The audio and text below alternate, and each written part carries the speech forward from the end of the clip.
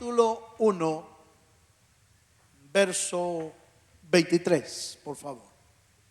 Mateo capítulo 1, verso 23. Gloria a Dios. Cuando usted lo tenga, dice un amén fuerte.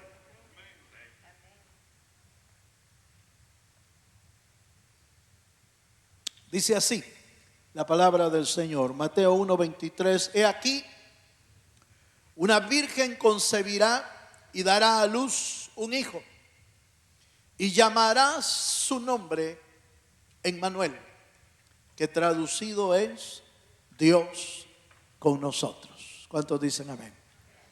Este pasaje bíblico nos introduce a uno de los milagros más grandes que haya podido existir en todo el universo.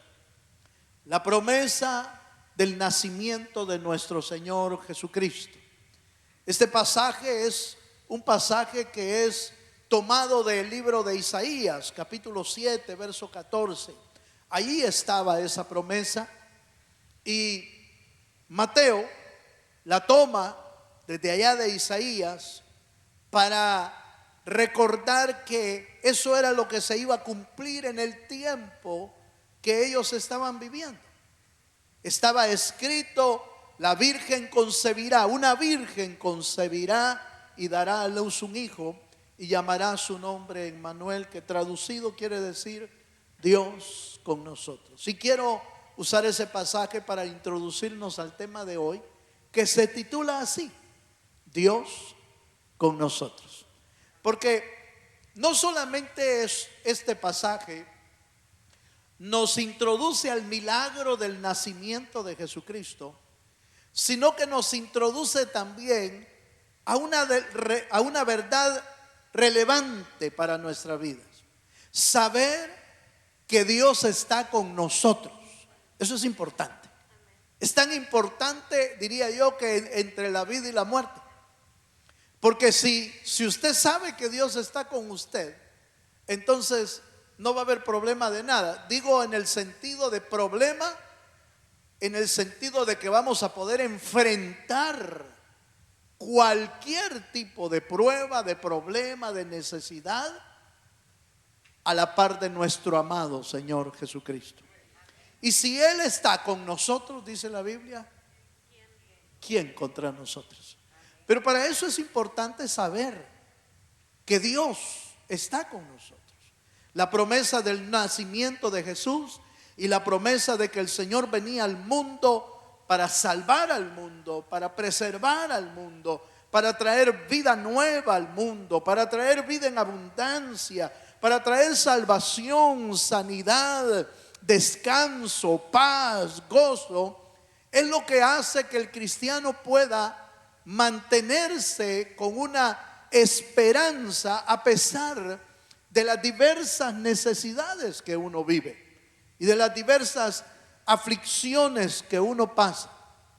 Saber que Dios está con nosotros nos permite ser fortalecidos por Dios.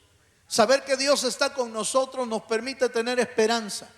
Saber que Dios está con nosotros nos permite, aún en la enfermedad, tener la esperanza de que el Señor va a sanarnos y que va a ayudarnos aún cuando los enemigos nos atacan, hermano. Y esos ataques solo pueden ser repelidos por el Dios de los cielos, que hace huir a sus enemigos. Dele un fuerte aplauso al Dios de los cielos.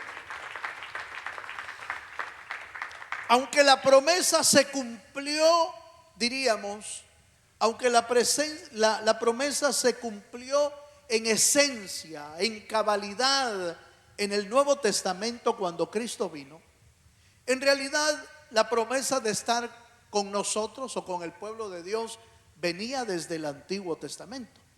Dios había prometido que iba a estar con el pueblo de Dios de una manera diferente que nosotros. Por ejemplo, allá en el Antiguo Testamento, Él prometió que iba a estar ahí con ellos, pero iba a estar afuera y se manifestaba a ellos de diferente manera. Se manifestaba en una columna de fuego, se manifestaba en en una nube que los cubría y los llevaba. Se manifestaba en una roca que fluía agua para darles de beber. Se manifestaba en que del cielo caía maná del cielo y lo comían. Se manifestaba, hermano, de diferentes maneras. Pero la promesa Dios con nosotros viene desde allá. Pero cuando Cristo vino, que era la esencia de la promesa, el cumplimiento a plenitud de la promesa Dios con nosotros, es que el Cristo, el Dios de los cielos, encarnó para vivir en medio de nosotros. Y oiga esto, y después de que encarnó para cumplir en la cruz del Calvario nuestra salvación, resulta que después de eso se metió dentro de nosotros. ¿Cuántos dan gloria a Dios? Porque no, es cierto, Él se fue, pero ¿cuántos sabemos que su espíritu está dentro de nosotros? Porque el que tiene el espíritu de Dios adentro, tiene a Dios adentro. Por eso el apóstol Pablo puede decir: vosotros sois templo y morada del Espíritu Santo. Mire la gran diferencia entre el Dios con nosotros allá en el Antiguo Testamento y el Dios con nosotros ahora. Porque allá estaba fuera de ellos, mas de nosotros está adentro de nuestro corazón. ¿Cuántos dicen amén? ¿Puede tocar a alguien que le pueda decir: Dios está dentro de ti? Dígaselo. ¿Puede? ¿Usted cree que Dios está en usted, hermano? Ahora, si el otro le hace así como entonces a saber si no. Y eso sí es peligroso. Si Dios no está dentro, entonces necesita uno nacer de nuevo.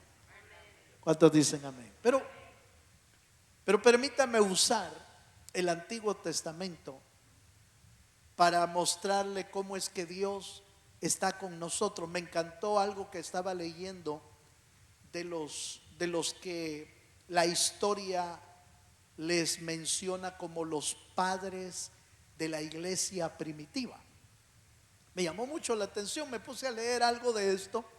Estaba leyendo acerca de los padres apostólicos, de los que estuvieron con Cristo, y luego me quedé leyendo en la historia de los padres de la iglesia primitiva, que son los llamados posteriores, los posteriores de los apóstoles, los discípulos de los apóstoles que mantuvieron su fe y mantuvieron la palabra del Señor.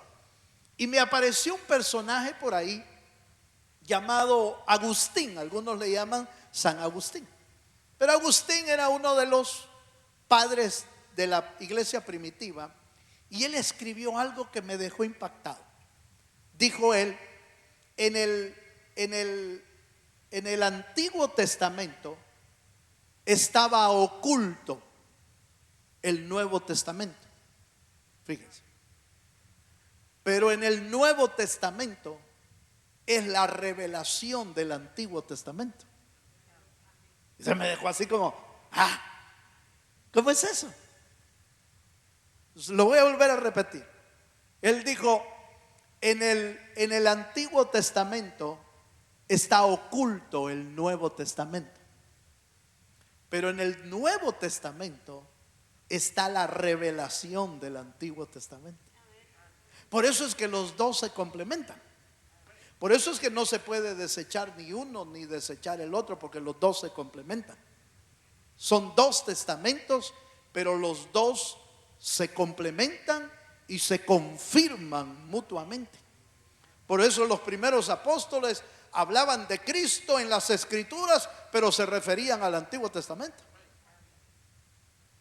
Pero ya en el Nuevo Testamento vemos las figuras del Antiguo Testamento reveladas. Por eso usted ve que Mateo, cuando dice: he aquí una virgen concebirá y dará a luz un hijo, ¿qué texto está usando?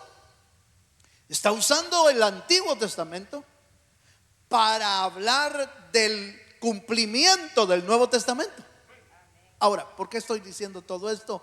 Primero porque me encantó la frase. Ojalá le haya a usted agarrado y entendido, y si no, después me la pregunta bien. Pero lo estoy usando porque el Dios con nosotros también estaba allá en el Antiguo Testamento, y voy a usar Josué capítulo 3, verso 1 al 3, para mostrar el Dios con nosotros en diferentes posiciones. Y me va a servir este pasaje para mostrar cómo Dios se mueve y cómo Dios nos rodea para estar con nosotros siempre. Josué capítulo 3, verso 1 al 3 dice: Josué se levantó de mañana y él y todos los hijos de Israel partieron de Sitín y vinieron hasta el Jordán y reposaron ahí antes de pasar. Y después de 3 días, los oficiales recorrieron el campamento y mandaron al pueblo diciendo: cuando veáis el arca del pacto de Jehová vuestro Dios y los levitas sacerdotes que la llevan, vosotros saldréis de vuestro lugar y marcharéis en pos de ella. ¿Cuántos dicen amén? Vuelvo a este punto. En el Antiguo Testamento el Señor se manifestó de diferentes formas.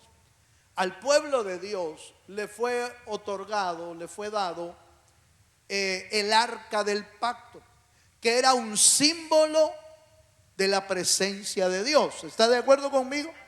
Era un símbolo de la presencia de Dios. Por eso el arca del pacto estaba introducido en el lugar llamado el lugar santísimo. Y nadie podía llegar ahí porque solo Dios podía estar ahí, y el sumo sacerdote que podía entrar a ese lugar. El arca del pacto para los israelitas era como Dios mismo, en figura, en símbolo. Era entender que Dios estaba con ellos. Era la manera en que Dios les mostró y les enseñó: miren, para que sepan que yo estoy ahí, les voy a hacer esto, hagan esto, yo voy a estar ahí. En el arca del pacto. ¿Qué era el arca del pacto? Era un cofre sagrado que contenía 3 cosas importantes. 3 cosas. Contenía las tablas de la ley, la vara de Aarón, y contenía el maná que había sido guardado. ¿Se acuerda? Esas 3 cosas. Pero esas 3 cosas tienen una enseñanza tremenda, porque la ley de Jehová simbolizaba la alianza de Dios con el pueblo. La ley de Jehová siempre ha sido importantísima. La vara de Aarón representaba la dirección de Dios en el pueblo. No puede haber un pueblo que alcance victoria, que entre a la tierra prometida, si no tiene dirección de Dios. La vara de Aarón, que es la que reverdeció, tiene que ver con dirección, tiene que ver con rumbo. Un cristiano sin dirección no sabe para dónde va. Bueno, y eso en lo físico y en lo espiritual. Hay gente que a veces agarra camino y no sabe para dónde va. Le toca que andar preguntando: mire, ¿y dónde queda tal cosa? ¿Y dónde? Bueno, por lo menos pregunta, ¿va?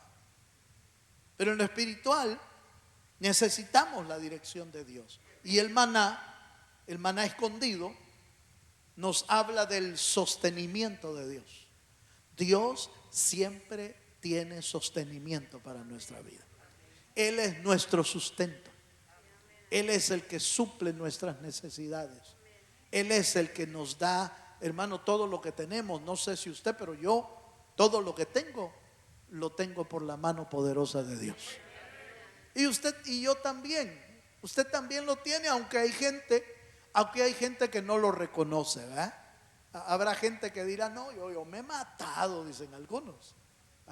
Yo me he matado trabajando, yo me he matado haciendo esto, yo me he desvelado. Sí, pero las fuerzas le fueron dadas por Dios. Las oportunidades le fueron dadas por Dios. Las puertas que se abrieron le fueron dadas por Dios.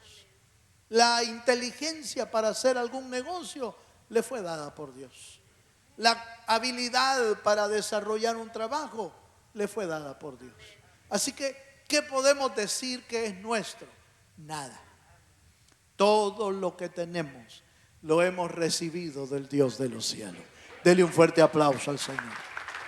Y bienaventurado, hermano, bienaventurado si eso lo entendemos rápido. Bienaventurados si aprendemos a confiar y a entender que todo lo que tenemos lo hemos recibido de parte del Señor. Pero voy a introducirme al tema para no tomarme mucho tiempo. Josué capítulo 3, verso 6. El Dios con nosotros en el pueblo de Israel se manifestó de tres formas. El arca del pacto, que ya dijimos que era símbolo de la presencia de Dios, resulta que iba delante del pueblo. Fíjense, Josué capítulo 3, versículo 6, por favor. ¿Lo tiene? Y dice: y habló Josué a los sacerdotes diciendo: tomad el arca del pacto y pasad delante del pueblo.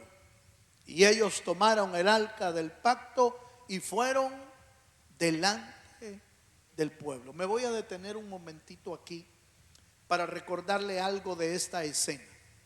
Esta es la escena en que el pueblo de Israel está a punto de entrar a la tierra prometida. Está a punto de entrar. Lo único que los dividía era el río Jordán.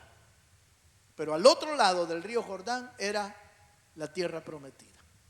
Y usted y yo sabemos, la tierra prometida es símbolo de victoria, es símbolo de vida abundante, es símbolo de tierra que fluye leche y miel, es símbolo de vencedores, es símbolo de eso. Entonces traigámoslo a nuestro tiempo. Para llegar a una tierra que fluye leche y miel, para tener una vida de victoria, para tener una vida de abundancia, necesitamos que Dios vaya delante de nosotros.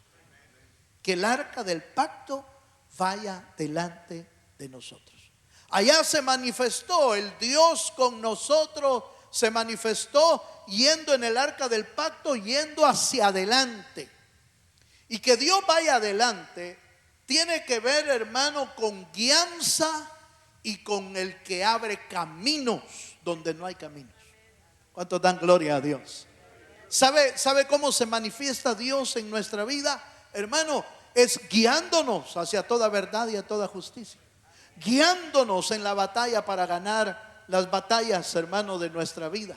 Guiándonos porque va peleando por nosotros y guiándonos, hermano, en caminos que no existen, porque Dios abre caminos donde no hay.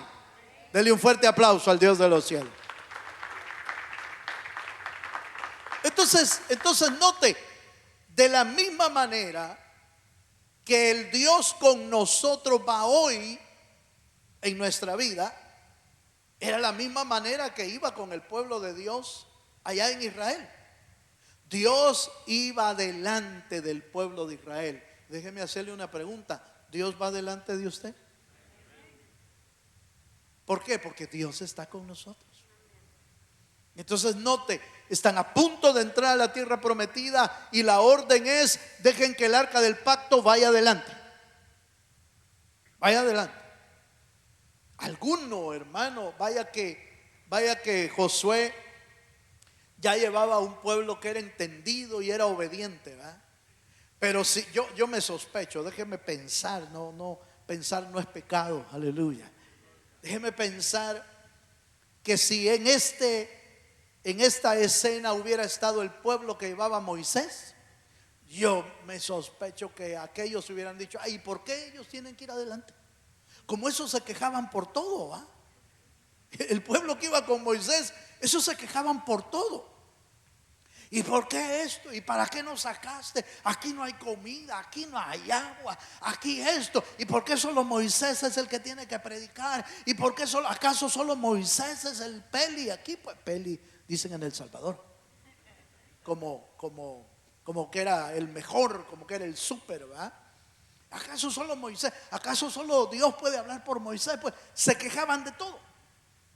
Yo me sospecho que si el pueblo que llevaba Moisés hubiera estado aquí, hubieran dicho, ¿y por qué ellos tienen que ir adelante? ¿Por qué los sacerdotes tienen que ir adelante? ¿Acaso no podemos nosotros también? Si también tenemos pies para caminar. Es capaz, hermano. Pero no, este era un pueblo obediente. Era un pueblo que sabía que las victorias se ganan cuando Dios va delante de uno. Este era un pueblo que sabía que las batallas se ganan cuando uno se sujeta a la voluntad de Dios. Este era un pueblo que sabía que en la batalla no puede hacer uno lo que uno quiere, sino que debe de ser guiado por el Espíritu. Debe de ser guiado, y por eso necesitamos nosotros, al igual que Israel en aquel tiempo, necesitamos ser un pueblo que sigue a Dios, no que Dios nos sigue a nosotros. Aunque ya vamos a ver que también se pone atrás el Señor. Eso lo vamos a ver más adelante. Pero la primera parte es: Dios va delante de nosotros. ¿Cuántos dicen amén? ¿Para qué? Para guiarnos, para pelear por nosotros, para, hermano, para echar fuera a los enemigos, para abrir caminos donde no hay camino. ¿Dónde era el camino para pasar el río Jordán, hermano? ¿Dónde era el camino? Si no había. Al igual que el del Mar Rojo, ¿se acuerda? No había camino, pero Dios abrió un camino en medio del mar. Abrió un camino para que el pueblo de Dios pasara en seco. Aquí lo vemos otra vez, solo que ahora ya no es en el Mar Rojo, es un río, obviamente menos ancho, la distancia era más corta, pero probablemente no hubieran pasado fácilmente ese río si no hubiera sido porque Dios iba delante de ellos. A veces nosotros pasamos por circunstancias en las que uno dice, mire, yo de veras, hermano, yo no sé cómo fue que me dieron el trabajo, dice uno. No sé si le ha pasado a usted. No sé, yo no sé cómo me dieron el trabajo. Fíjese que yo no sé cómo fue que me salió el negocio, pero de repente me llamaron y me dijeron, mire, a usted lo escogimos. A usted lo escogimos para que usted haga este trabajo. A usted lo escogimos para ponerlo en esta posición. A usted lo escogimos para que usted haga esto. Y uno dice, yo no sé cómo, a saber por qué me llaman, a saber por qué. Si Dios va delante de uno. Si no fuera porque Dios va delante de nosotros, nosotros no la hiciéramos en nada, hermano. Él es el que va delante de nosotros. ¿Cuántos dicen amén? Juan capítulo 10, versículo 2 al 4.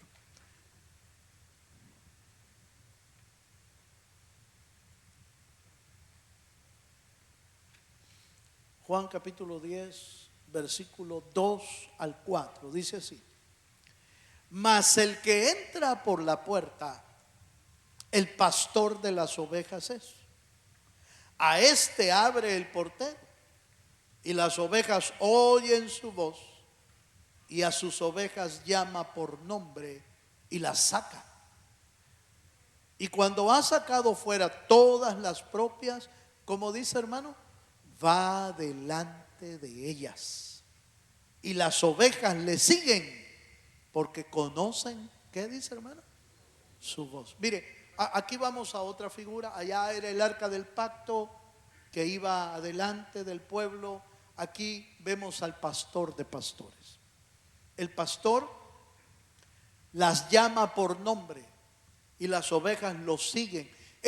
Fíjese, hermano, que es el único rebaño de animalitos que siguen a la persona que los va guiando. Es el único.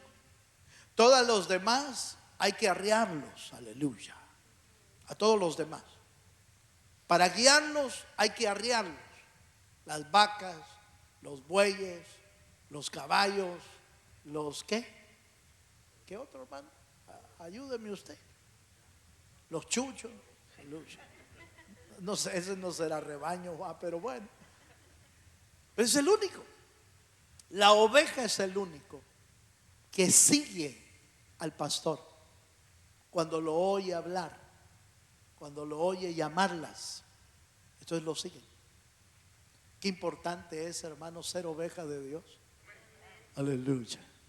Porque la oveja oye la voz del pastor y lo sigue. No hay que andarlo arriando. Haga conmigo así.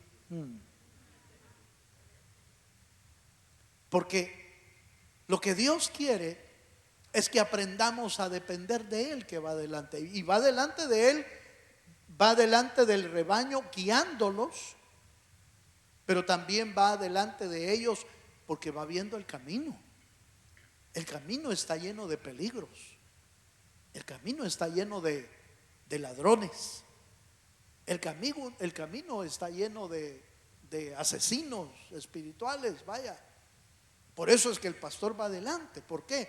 Porque va viendo los peligros, va guiándolas, pero también va viendo los peligros. ¿Cuántos necesitamos que Dios vaya delante de nosotros? Lo necesitamos. Así se manifiesta el Dios con nosotros. Se manifiesta de esta manera, guiándonos, abriéndonos camino, peleando las batallas. Habrán batallas, hermano, que usted en algún momento, usted o yo, nos hemos sentido, hermano, casi como de tirar la toalla ya. Y decir, no, hermano, ya no aguanto. Yo ya estoy que ya aquí me quedo, hermano. Pero resulta que como Él va adelante, Él va peleando por nosotros. Él va viendo hasta dónde aguantamos, aleluya. Él va viendo hasta dónde aguantamos. Por eso va adelante. Pero bueno, sigamos un poquito más.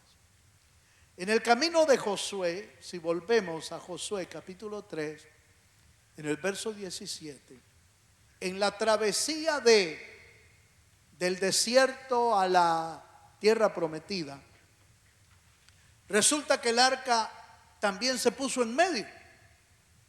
Y esa es otra manifestación del Dios con nosotros. Josué capítulo 3, verso 17. ¿Lo tiene, hermano? 3:17 dice: mas los sacerdotes que llevaban el arca del pacto de Jehová estuvieron en seco, firmes. ¿A dónde? En medio del Jordán, hasta que todo el pueblo hubo acabado de pasar el Jordán y todo Israel pasó en seco. Primero iba adelante el arca, pero luego se plantó en la mitad del Jordán y se quedó en medio, ahí. Eso nos habla de un Dios, que nos acompaña también en el camino. Nos habla de un Dios de compañerismo, un Dios que nos abraza para que sigamos adelante, un Dios que, hermano, nos fortalece cuando estamos necesitados. Es interesante, fíjense, hermano, que cuando los ejércitos pelean batallas, hay a veces necesidades de otro compañero para poder salir de la batalla, porque casi lo están matando a uno, hermano. Y necesita que otro lo agarre, lo abrace y lo saque adelante. Porque algunos quedan heridos, otros quedan mal heridos, otros quedan exhaustos, que ya no pueden dar un paso más y necesitan de alguien que los acompañe. Por eso el Dios con nosotros, aunque va delante de nosotros abriéndonos camino, a veces se detiene un poco para acompañarnos a nosotros, porque ya no aguantamos, porque ya no soportamos, porque ya no tenemos las fuerzas para seguir y necesitamos del Dios que nos levanta. ¿Cuántos dicen amén? Del Dios que nos echa la mano. Mire, hermano, allá está Pedro en un momento, hermano, extraordinario de su vida espiritual, en el sentido de que le dice al maestro: maestro, manda que yo camines también, Señor, en el mar. Manda. Y el Señor le dijo: ven hacia acá. ¿Dónde estaba el Señor? Adelante primero. Estaba adelante. Ven, ven pues. Y allá va Pedrito, hermano, que ya ve usted cómo era Pedro, y empieza a caminar en el mar, y todo parecía que iba muy bien. Iba viendo que todo, mientras tenía su mirada en Jesús, todo iba caminando. ¿No nos ha pasado a nosotros eso, hermano? Mientras ponemos nuestra mirada en el Señor Jesucristo, todo va caminando bien. Quitamos la mirada de Jesús y ponemos la mirada en las olas altas, en la marea, en la tempestad, en lo fuerte del oleaje, lo fuerte de la mar, lo fuerte de la tempestad. Y le pasó a Pedro eso. Y en el momento que quitó la mirada de Jesús, se empezó a hundir. Ahí ya no necesitó del Dios que va adelante.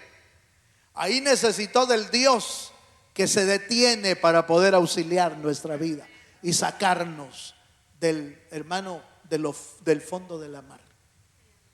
Ahí ya no, el Señor mismo, fíjese, hermano, el Señor mismo se detiene de ir adelante porque nos ve que ya no podemos solos, porque nos ve que ya no aguantamos.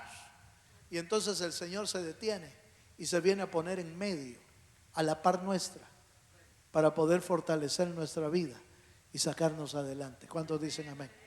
Eso hizo con el pueblo de Israel. Eso hizo con Pedro. Señor, sálvame, le dijo Pedro. Le hubiera podido salvar el Señor si hubiera estado hasta allá adelante, hermano. Bueno, con su poder sí, ¿verdad? Con su poder lo hubiera hecho, pero no. Llegó el Señor a sacarlo. No dice la Biblia que Pedro se empezó a hundir cuando ya había llegado donde estaba el Señor. No dice eso. Lo más probable es que en el camino se empezó a hundir. Entonces el Señor tuvo que regresarse. ¿Sí? ¿No? ¿Me estoy dando a entender, hermano? El Señor tuvo que, por supuesto usted me dirá, pero solo hubiera dicho sal de ahí, Pedro. Sí, lo pudo hacer. Lo pudo hacer. Pudo haber mandado, si mandó ballena a que se tragara a Jonás, bien pudo haber mandado una ballena para que lo sacara aquel va. Y ahí abajito, mire, como que era sensor, lo hubiera sacado. Pero no. El Dios de los cielos se fue hasta donde Pedro estaba y extendió su mano para levantarnos. Qué Dios tan grande el que tenemos, que aunque puede destruir enemigos y hacer papilla y pedazos a todos nuestros enemigos, se regresa cuando estamos cansados, se regresa cuando estamos fatigados, se regresa cuando ya no aguantamos, se regresa cuando estamos heridos, se regresa cuando nos estamos hundiendo, se regresa, hermano, cuando todos nos han abandonado. Él se regresa para rescatar nuestra vida del hoyo de la desesperación, del lodo cenagoso. De ahí sacaron a David. Él es el que me saca del lodo cenagoso, porque se regresa para sacar nuestra vida. ¿Cuánto dan gloria a Dios? Hebreos capítulo 4 versículo 16. ¿Cuándo vemos al Dios que está con nosotros? Cuando nos acercamos a Él, a su presencia. Estos tiempos de oración son como esos tiempos de compañía del Señor. No se va el Señor hasta adelante. No. Se viene a atender nuestras necesidades. Aquí, mire, en el piso, en la silla, parado, sentado, postrado, como usted esté, como que se regresa el Señor para poder atender nuestras necesidades, porque ya no aguantamos. ¿O no, hermano? Hebreos capítulo 4 verso 16 dice: acerquémonos pues confiadamente al trono de la gracia para alcanzar misericordia y hallar gracia para el oportuno socorro. ¿Cuántos dicen amén? El Dios con nosotros no solo va adelante abriendo caminos, también se regresa para acompañarnos, se regresa para fortalecernos, se regresa para sanarnos, se regresa para sanar nuestras enfermedades. ¿Qué necesidad tenía el Señor de ir a diferentes lugares para sanar? Si ya lo vimos, por ejemplo, en la Biblia, lo vemos sanando al ¿cómo se llama? Al criado del centurión, ¿se recuerda? ¿Cómo lo sanó, hermano? A la distancia. A la distancia. Señor, no soy digno de que entres a mi casa, Señor. Solo di la palabra y yo sé que mi criado va a sanar. Y así fue.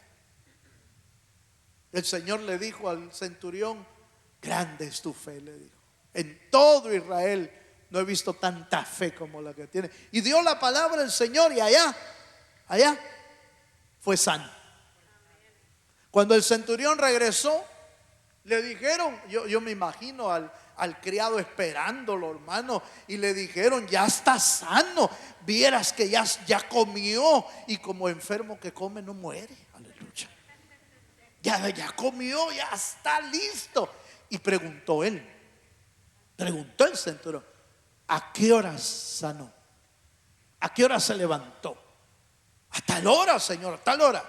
Y él dijo: a la hora que el Señor dio la palabra. Él puede sanarlo a la distancia. Pero ¿por qué se regresaba a la casa de la suegra de Pedro para ir a sanarla? ¿Por qué se regresaba a la casa de la Talita Cumi? ¿Por qué se regresaba? No podía decir Jesús desde donde estaba hasta Betania, decir: Lázaro, ven fuera. ¿Cree usted que se hubiera levantado, hermano? Sí, pero no. Regresó hasta que llegó a la casa de Lázaro y de sus hermanas. Y hasta entonces dijo: Lázaro, ven fuera. ¿Por qué? Porque se regresa cuando estamos necesitados. Se regresa de ir delante para venir a fortalecernos, para venir a levantarnos del cansancio, para venir a levantarnos de la enfermedad, para venir a levantarnos de los desánimos, de las depresiones, de las heridas, de la batalla. Solo Dios puede levantarnos de ahí, hermano. ¿Por qué? Porque Dios está con nosotros. Denle un fuerte aplauso al Señor. Josué capítulo 4, verso 11. Pero resulta que en el pueblo de Israel también, el pueblo pasó el río Jordán y el arca del pacto se quedó atrás. El arca del pacto se quedó por último. Mire pues. Y dice Josué capítulo 4, verso 11.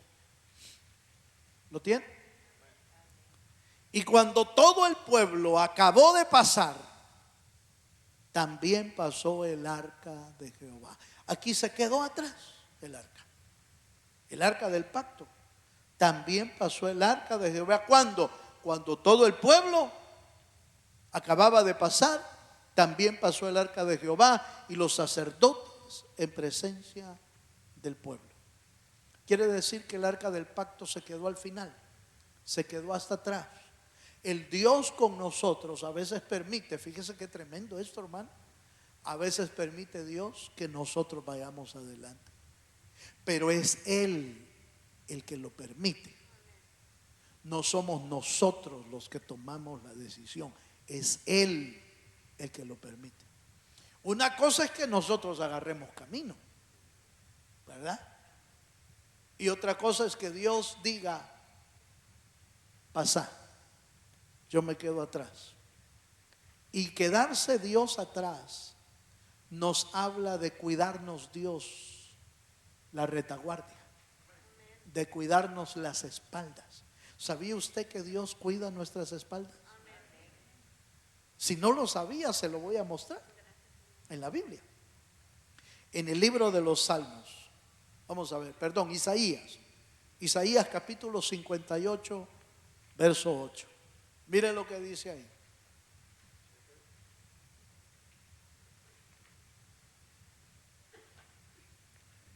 Isaías capítulo 58, versículo 8.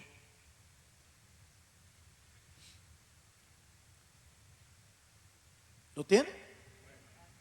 Dice así: entonces nacerá tu luz como el alba, y tu salvación se dejará ver pronto. E irá tu justicia delante de ti, y oiga esta parte, y la gloria de Jehová será tu retaguardia. Dios va a ir atrás.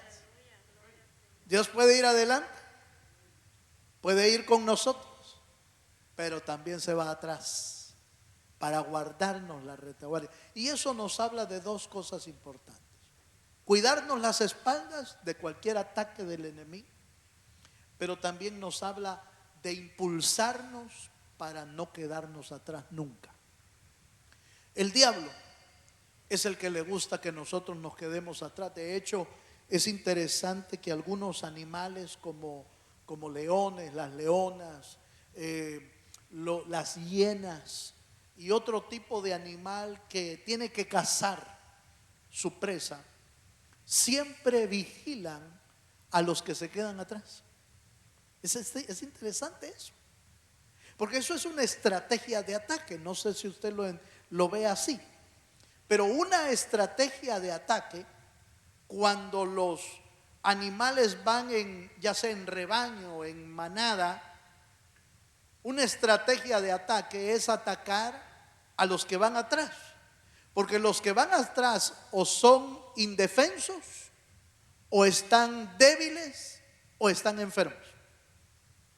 Entonces atacan a los que van atrás, porque se les hace fácil.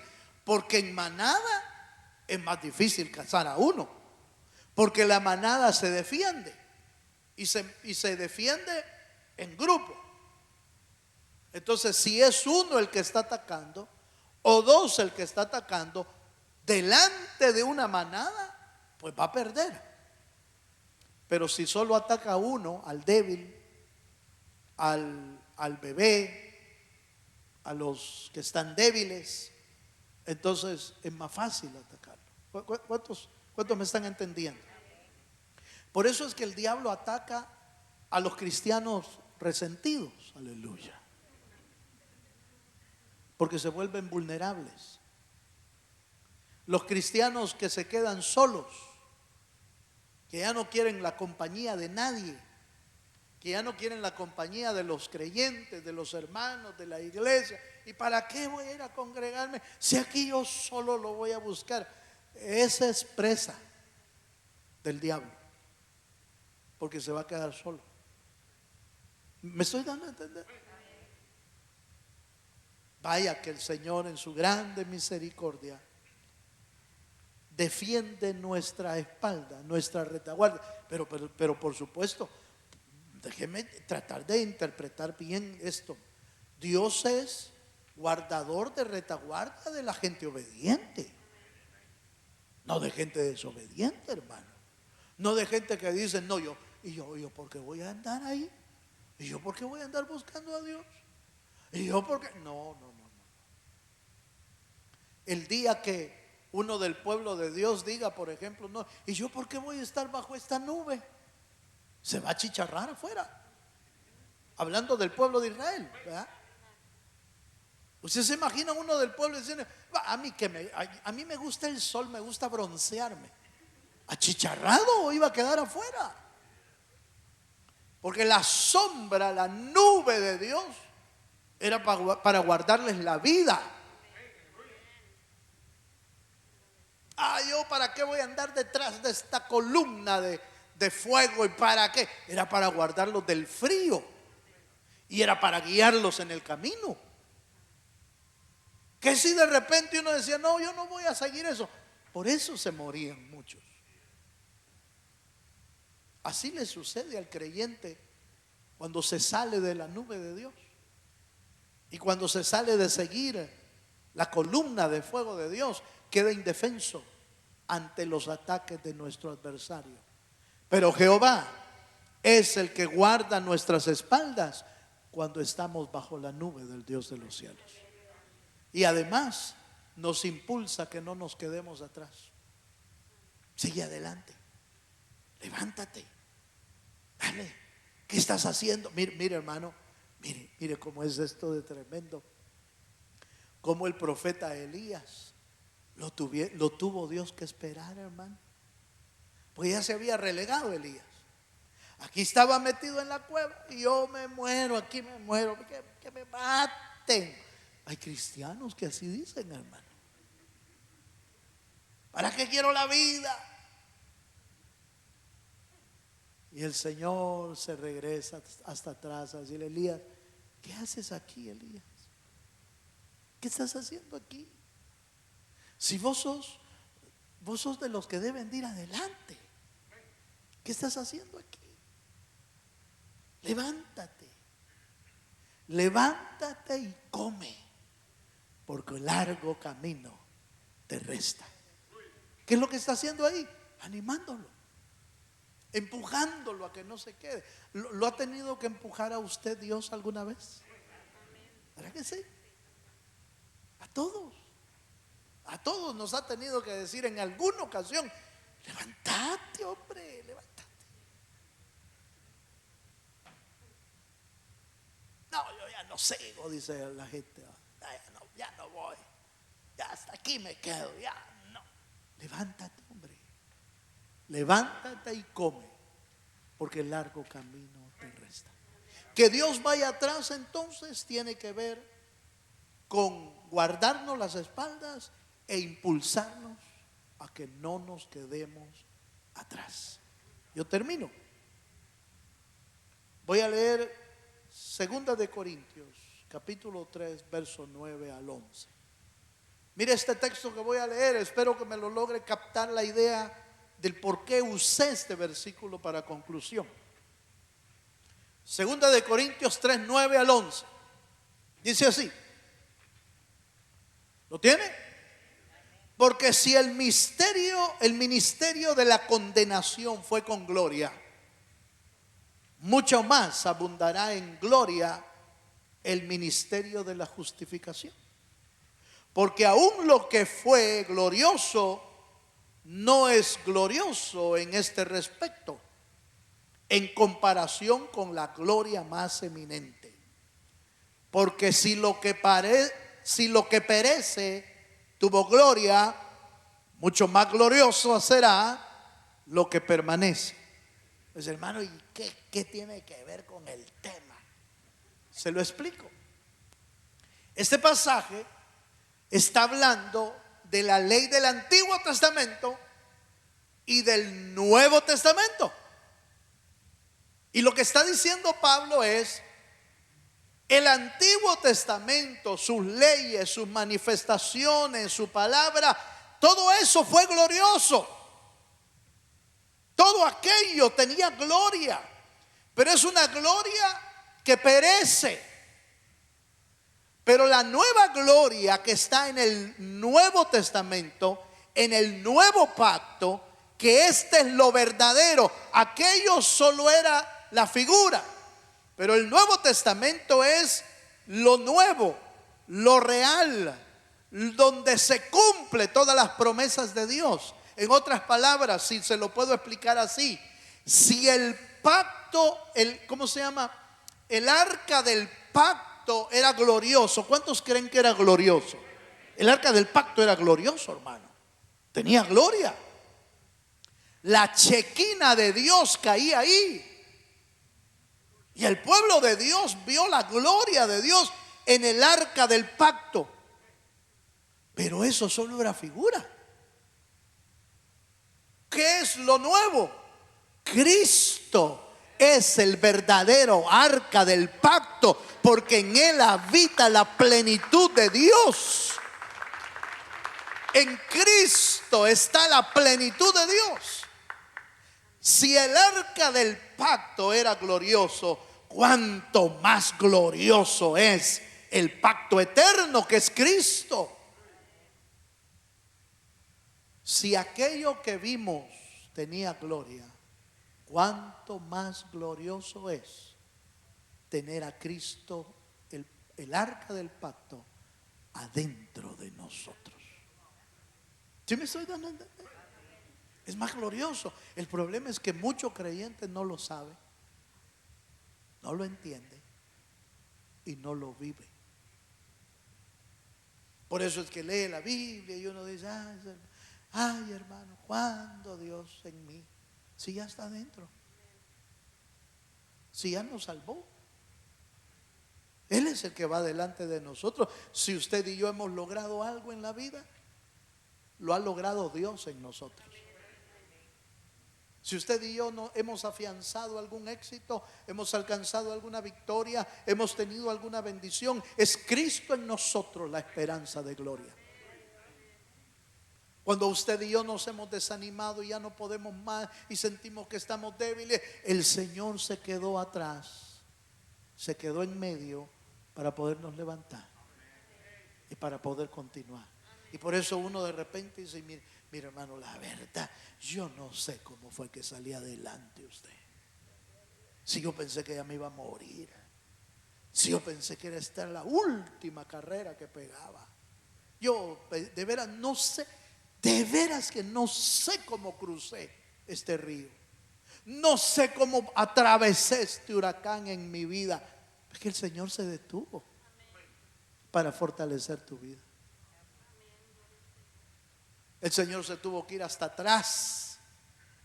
Y ya me imagino yo a Dios, hermano, empujándonos. Él: dale, levántate, yo te voy a seguir fortaleciendo. Cuando ya a uno se le acaban todas las fuerzas y se encierra como Elías. ¿Se habrá encerrado usted alguna vez como Elías, hermano? No lo sé. No lo sé porque ni me llamó. Normalmente cuando la gente está así encerrada, no lo llama a uno. A veces yo me entero de las necesidades de la gente por Facebook, fíjese. En serio. A veces no llaman, pero en Facebook pone, mejor ni digo. ¿Y sabe qué es lo peor? Y después dice: y el pastor ni me vino a ver. Ta, ta, ta. Es que cuando uno está en esas cuevas, no le llama a nadie, hermano. ¿Y sabe qué es lo que hace Dios? Se va hasta atrás para podernos decir: levántate, hombre, levántate a comer. Este no es el final de tu camino, este no es el final de tu vida. Levántate, come. ¿Qué es lo que debe de comer uno, hermano? Palabra, pan de Dios que lo fortalezca. Fue tanto, yo termino con esto porque el tiempo se me fue ya. Fue tanto el poder y la capacidad que el pan de Dios le dio a Elías, que corrió 40 días y 40 noches sin parar hasta llegar a donde tenía que ir. 40 días y 40 noches, hermano, corriendo, después de haber comido el pan de Dios. Si comemos pan de Dios, jamás vamos a estar debilitados. Si comemos pan de Dios, jamás vamos a estar metidos en una cueva. Jamás vamos a estar metidos, hundidos en depresiones. Si comemos pan de Dios, vamos a siempre estar corriendo y corriendo en el camino de Dios. Póngase de pie, por favor. Necesitamos ese Dios que está con nosotros. Yo creo que todos lo necesitamos. Y hoy es una buena noche para darle las gracias a Dios que siempre está con nosotros. Quizás no lo había visto usted desde este ángulo, pero si hacemos un resumen, Él va adelante, está contigo y siempre está atrás cuidando nuestra vida. Ese es el Dios que está con nosotros. Cierra tus ojos un momento. Aquellos que necesiten hablar con el Dios que está con nosotros, vénganse. Vamos a orar, vamos a presentar nuestra vida. Si tiene necesidades, véngase. Si está desanimado, véngase. Si está en angustias, véngase. Si está fortalecido, véngase. Como esté, busquemos a Dios, porque somos necesitados de su gracia. Cierra tus ojos un momento. Cierra tus ojos. Tomémonos un momento.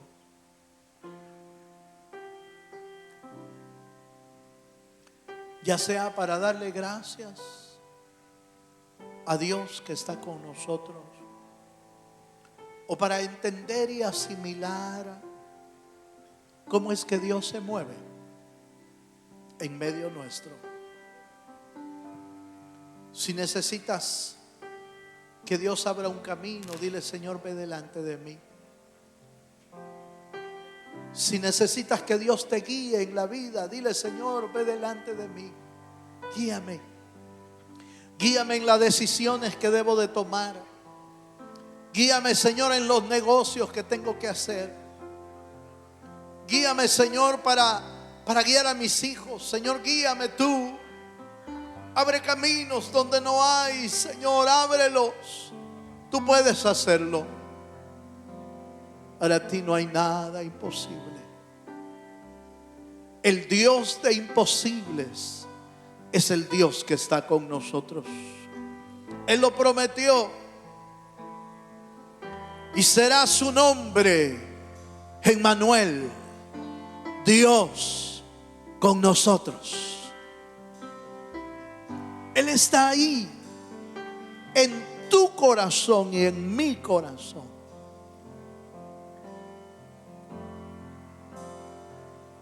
Pero quizás hoy necesites que Él vaya adelante. Quizás hoy necesites que Él esté a tu lado. Quizás necesites que Él extienda su mano para levantarte. O hasta quizás necesites que Él vaya atrás y te levante de toda aflicción, de toda depresión. Hoy puedes hablar con Él. Háblale. Háblale. Porque Él es el Dios que está con nosotros. Háblale con libertad. Háblale con tus propias palabras. Oh, sí, Señora. Tú eres el que nos sostienes. Tú eres el que me sostienes, Señor. Aleluya. Sigue siendo fiel. Es tu palabra, Señora. Que no me rendiré. Habla con Dios. Habla con su espíritu esta noche.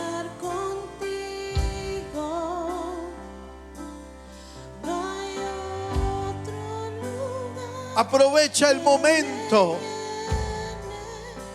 de hablar con el Señor.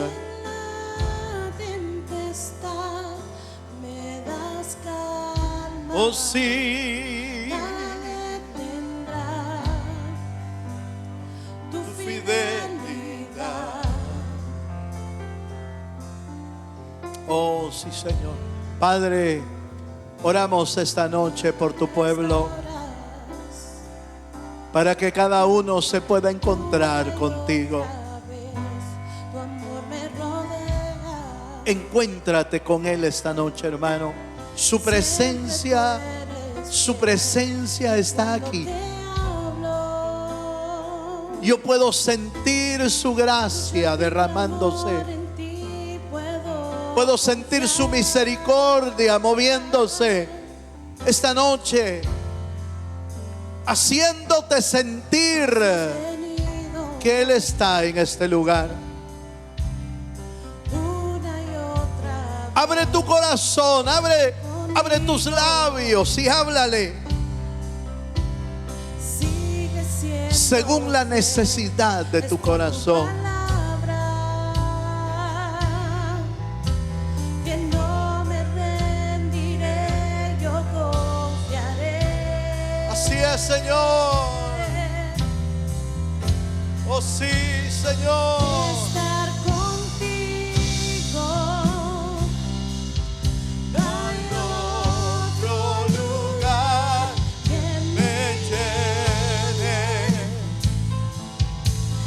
la tempestad, me das calma, nada detendrá tu fidelidad. Oh sí, Señor, estar contigo. No hay otro lugar que me llene en la tempestad, me das calma, nada detendrá tu fidelidad. Si usted cree que Dios es fiel, si usted cree que Dios es fiel, reciba esa palabra hoy. Recibe esa palabra de Dios en tu vida. Dios va delante de ti. Dios está contigo hoy. Recibe del Señor esta noche. Recibe de su gracia. Recibe de su misericordia. Y deja que el poderoso yo soy te levante, te ministre, llene tu vida. Oh, sí, Señor. Tu fidelidad, Señor. Tú eres fiel, tú eres fiel. Estar contigo, no hay otro lugar. Aleluya. Oh, en la tempestad, Señor, nada detendrá.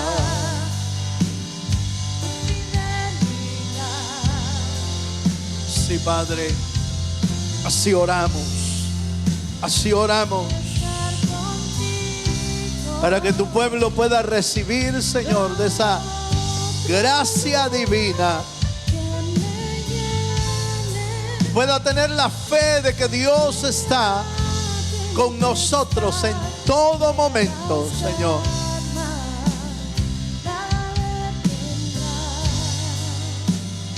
Oh, sí, Señor.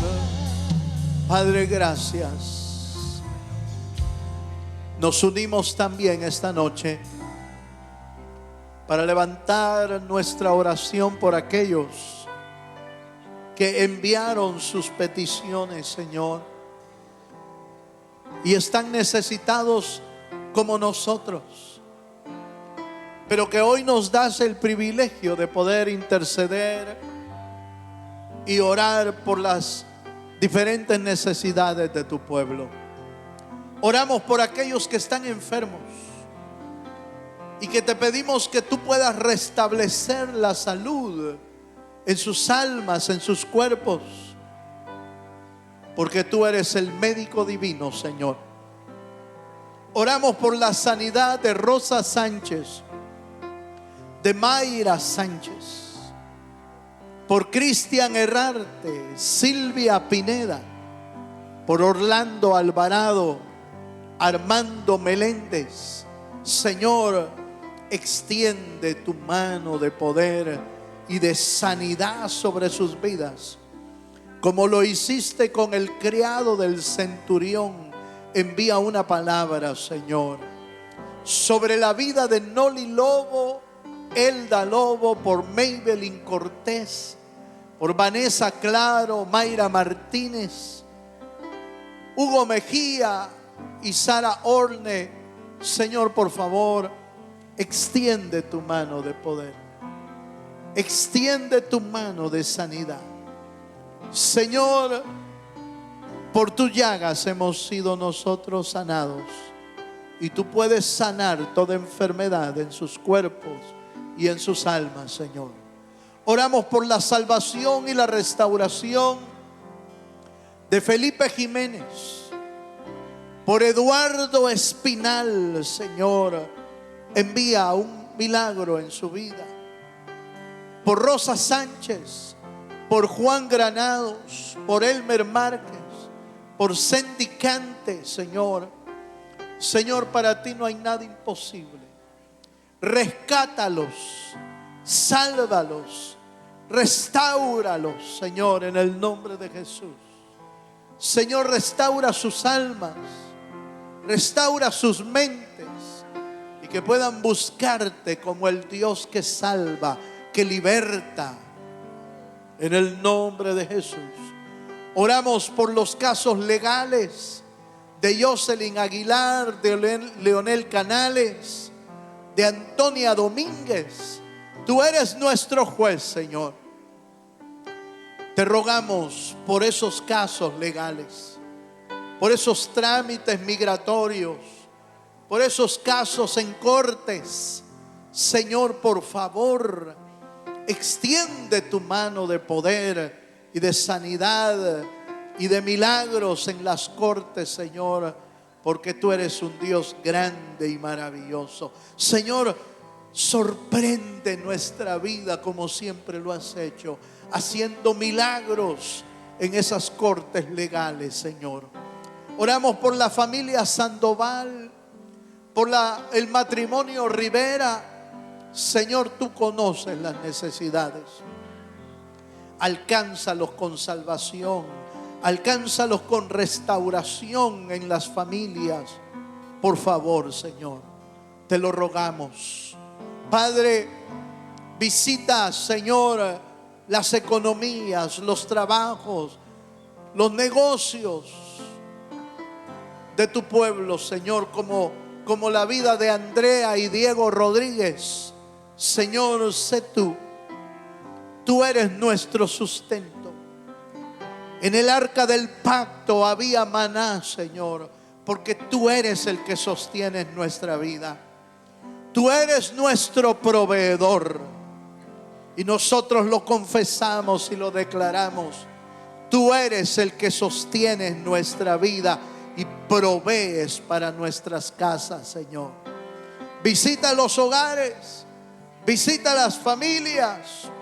Atiende, Señor, la provisión de tu pueblo conforme las riquezas de tu gloria. Gracias, Señor, por este tiempo. Gracias por la vida de tu pueblo que está aquí con nosotros y que abre su corazón para venir a orar, a interceder. Gracias por cada uno de ellos y por aquellos, Señor, que se incorporan a estos estudios vía virtual. Señor, fortalécelos y llénalos de tu palabra y de tu bendición. Gracias, Padre, damos por el tiempo que nos das de poder buscar tu rostro. Gracias por la vida. Gracias por el día que nos has dado. En el nombre poderoso de Jesús, nuestro Señor y Salvador. Amén y amén. Le damos un fuerte aplauso al Señor.